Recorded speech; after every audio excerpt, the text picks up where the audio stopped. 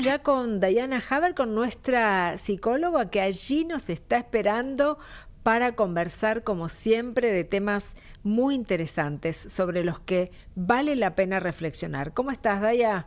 Bienvenida. Hola Gaby, buenos días, muy feliz lunes para todos, ¿cómo andan? Igualmente, bien, muy bien. ¿Vos cómo estás? Muy bien, muchas gracias, contenta como Bueno, siempre de estar con vos. la verdad que sí, es una alegría encontrarnos para hablar, yo decía recién, de temas para los que vale la pena hacerse un tiempito, ¿no? Y desarrollar y pensarlos juntos. Hoy hablar de algo que nos atraviesa a todos, ¿no? ¿Quién no se siente ansioso en algún momento del día o en algún momento de la semana, ¿no? El que tiene suerte en algún momento de la semana y el que no, todo, algún momento del día siente la ansiedad, que es algo tan propio de este tiempo. ¿Podría decirse bien así que es más propio de este tiempo que de otras épocas? ¿O tiene más visibilidad? Es así, Gaby, es tal cual vos lo decís. Tiene que ver un poco con que, ni hablar que tiene más visibilidad, pero también es lo que charlamos quizás en algunos otros encuentros de esto de la hiperconectividad, Ay, ¿no? Entonces como que queremos todo ya, queremos pasar de un lado al otro y es un sí, poco la posibilidad que nos da la tecnología que no siempre está ajustada después a la vida real, ¿no? Del día a exacto. día. Y lo que vos decís es tal cual, si bien todos podemos experimentar ansiedad y la mayoría de las veces la experimentamos y la Ujú. atravesamos y la sorteamos, como quien dice, hay que poder diferenciar bien entre lo que es una ansiedad, si se quiere, normal, frecuente, frente a alguna situación nueva, novedosa, que nos supone un desafío, y lo que son propiamente los trastornos de ansiedad, porque ahí está la gran diferencia y a donde tenemos que poner mayor énfasis para acceder a un tratamiento oportuno y que justamente no sea tan engorroso atravesar el día a día. Ajá. O sea, hay esto me parece importante remarcarlo. Hay ansiedades que son normales, que no nos tenemos que sentir como que estamos mal al sentir esa sensación de nerviosismo. ¿Cómo la definiríamos la ansiedad? ¿Como una sensación de nerviosismo, de querer que las cosas pasen ya, de querer que pase el día porque quiero saltearme ese momento difícil? No sé cómo describirlo yo.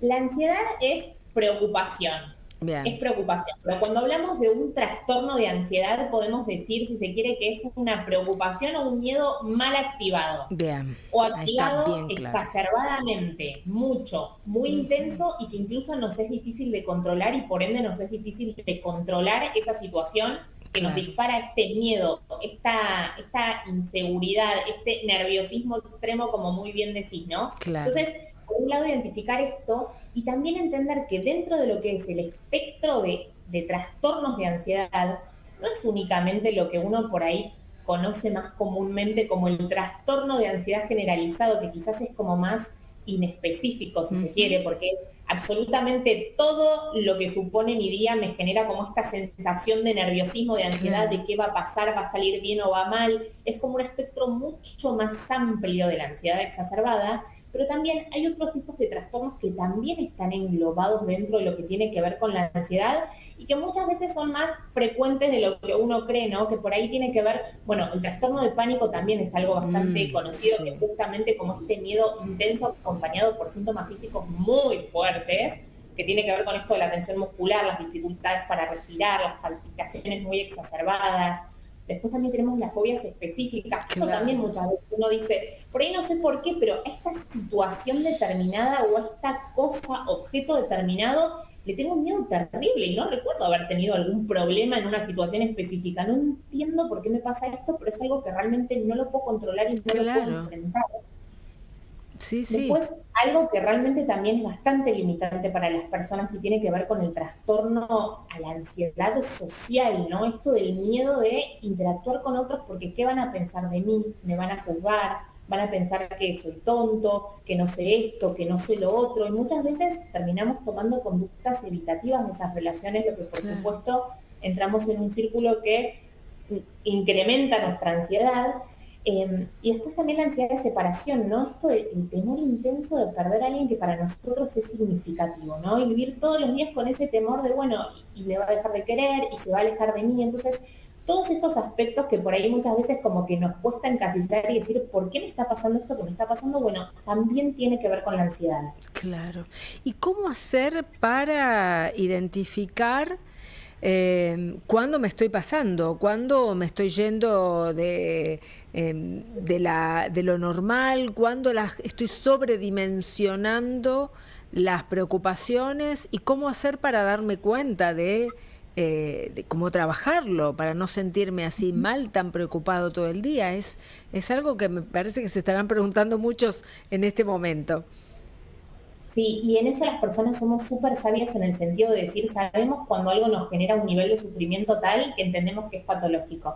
Porque esto que hablábamos recién, ¿no? De la ansiedad normal frente a lo nuevo, frente a lo Sí, desconocido, esa cosita que tenemos en el centro de la panza que decimos, ay, qué difícil a lo que me tengo que enfrentar. Sin embargo, esto no anula nuestra capacidad de acción y de desarrollar esa acción que teníamos previstas, sino que simplemente actúa como un hasta incentivo y disparador de decir, ok, tengo que estar alerta, tengo que estar claro, atento, esto va a ocurrir y bueno, tiene que salir bien, ¿no?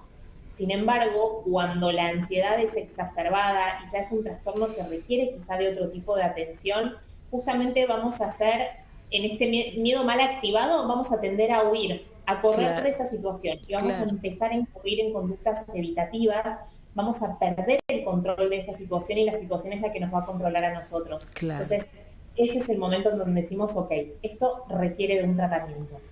Bien, y entonces hay que hacer la consulta con un terapeuta, psiquiatra, psicólogo, ¿cómo es pueden ser cualquiera de los dos para la consulta, Sí, digo.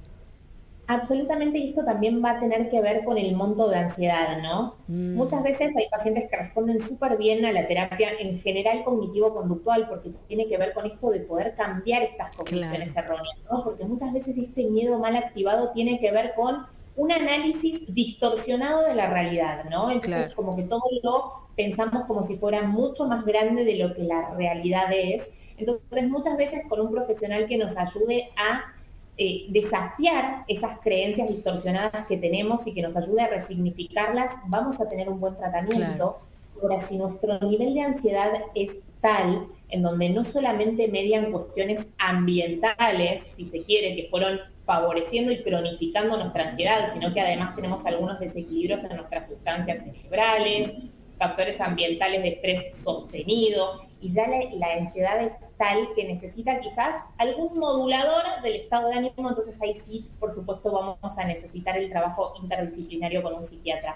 No claro. hay que tenerle miedo a esto, digamos, son fases, las podemos atravesar y a veces necesitamos un elemento más de ayuda que otro, pero en definitiva lo importante es poner el foco, tratarlo y esto va a ir mitigando. La ansiedad Claro. va bajando, pero hay que prestarle atención. Totalmente. Me quedé pensando en algo que vos habías dicho hace un momento, que es esto de la miedo o la fobia social o el miedo a relacionarse con otros. Y se me había ocurrido pensar que por ahí las plataformas o las redes sociales, ¿no? Estos avatars o esta forma edulcorada de ver la vida nuestra y de los otros, donde siempre se muestra todo lo lindo, qué bien que salimos, qué bien que lo pasamos, no influye también en ese miedo a encontrarse personalmente con otro, porque muchos que ponen sus fotos o están todo el tiempo en redes sociales también arreglan su forma de ser, ni que hablar de que usan, ¿no? Otros perfiles, pero también usan filtros y cosas para verse mejor y por ahí después tienen miedo de encontrarse y que los otros vean nuestra realidad. ¿Pasa eso o es algo que me parece a mí? Absolutamente pasa eso. En general somos personas, tememos a mostrarnos vulnerables, ¿no? Entonces, por Sí, supuesto que siempre mostramos la mejor versión de lo que nos está pasando en el día. Y como vos decís, Gaby, las redes sociales son la vidriera en donde, bueno, mostramos como aparentemente la vida perfecta, ¿no? Y claro, muchas veces el resto de las personas que pueden estar viendo esa vida que aparentemente es perfecta, por supuesto que es inevitable entrar en comparaciones, ¿no? Y entonces, bueno, wow, ¿cuánto sale esta persona? Qué exitosa, las cosas que va logrando en la vida y uno en esa comparación siempre sale perdiendo, ¿no? Hay un claro, dicho que dice siempre es más verde el jardín del vecino de al lado es y en algún cierto. modo tiene que ver con esto, ¿no? Con no ser capaces de valorar y de entender, no solamente de que por más que el otro pueda tener momentos de felicidad, sin duda es un segmento de esa vida y probablemente también tenga las mismas u otras dificultades que nosotros no estamos pudiendo ver y que sí estamos pudiendo experimentar. Sí, sí. Por eso es tan importante esto de poner en paralelo, ¿no? Y relativizar un poco lo que nosotros vemos, porque así como nosotros lo estamos charlando ahora, en general la gente sabe, porque nosotros mismos, digamos, cada uno de nosotros, yo como usuario de redes sociales, rara vez pongo cuando tengo por ahí un mal día, ¿no? Claro, Digamos, esas cosas no exacto. las sabemos mostrar, sin embargo sabemos que existe. Entonces, nada, es importante ser conscientes cada vez que vemos algo que decimos, pero la pucha, qué bien la vida del otro, decir, bueno, fantástico, qué bien la vida del otro, qué bien mi vida incluso con los días que por ahí no son tan buenos y saber que el otro también por ahí experimenta dificultades, pero de vuelta es solamente un simple recorte de una realidad. Tal cual. Pienso en los chicos, en los adolescentes y qué cerca que tenemos que estar también de ellos al momento porque ellos están construyendo su mundo, su identidad, sus preferencias, sus perfiles, su propia identidad y por ahí esto no los ayuda para nada. Así que hay que estar cerca, ¿no? Los papás acompañando o Exacto, y los ahí adultos que en los están, adolescentes o en los niños en más los jóvenes por niños. ahí es como mucho más difícil poder poner esto en perspectiva y entender que es solamente un recorte de la realidad, ¿no? Exacto. Así que ahí estamos nosotros para ayudarlos, para conversar